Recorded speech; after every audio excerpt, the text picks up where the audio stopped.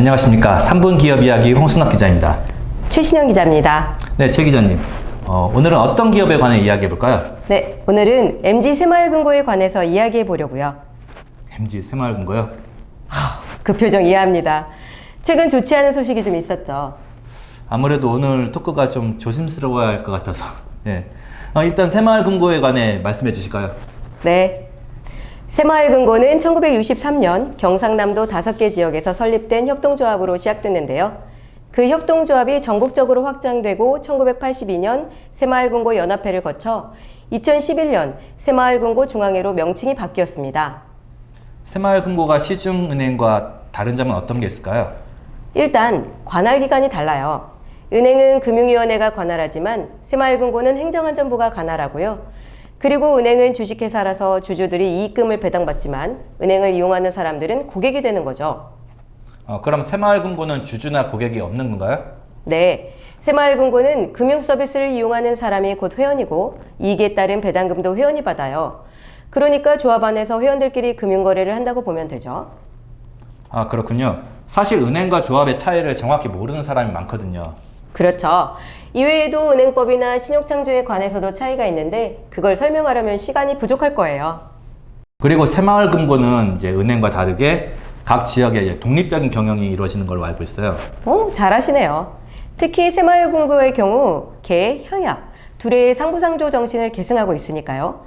아무래도 지역별 회원끼리 뭉치는 경향이 크죠. 그래서 이제 사고나 문제가 발생하는 경우가 종종 있는 것 같아요. 아무래도 중앙 통제가 좀 약하다 보면 꼭 그렇지만은 않은 게 물론 횡령 비리 문제가 터졌고 최근에는 뱅크런 우려 사태까지 있었지만 은행이라고 해서 그런 문제가 없는 건 아니거든요. 기업이 임직원의 일탈, 범죄 행위에 어떻게 대처하는지 이게 중요한 것 같아요. 은행이든 조합이든 문제가 발생하기 마련인데 그에 대한 대처가 중요하다는 말씀이시죠? 피해자 보상이라든가 아니면 뭐 문제를 일으킨 직원의 처우 같은 그런. 네, 맞아요. 그리고 다시는 그런 일이 반복되지 않게 제도를 보완해야죠. 그렇다면 새마을금고 쪽에서는 그런 움직임이 있나요? 네, 최근에 발생했던 뱅크런 위기와 임직원 비리 사건 이후 지난 8월에 경영혁신위원회를 설치했어요. 경영혁신위원회요? 그럼 어떤 혁신안이 있을까요? 지배구조, 건전성, 감독체계 강화 등 투명한 금융거래를 위한 혁신안을 11월 17일에 내놓을 예정이에요. 대표적으로 사회이사 비중을 대폭 늘리는 안을 검토 중이라고 하는데요. 사회이사 비중이 작아 경영진 견제가 취약하다는 문제를 해결하는 거죠.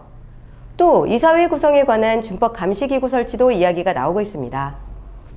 네, 비온 뒤에 땅이 굳는다고 국민들이 수긍할 만한 혁신안이 나와서 새마을금고가 더 견고해지는 계기가 되었으면 좋겠는데요. 사실 새마을금고가 은행에 비해 가진 장점도 많다고 봐요. 높은 이율이라든지 비과세라든지 배당금도 있고요.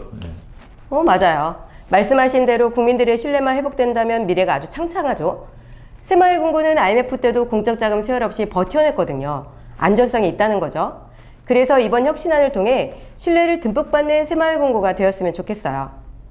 네, 오늘 3분 기업 이야기는 여기까지 하겠습니다. 시청해 주셔서 감사하고요. 이번 영상도 구독과 좋아요 부탁드립니다. 감사합니다.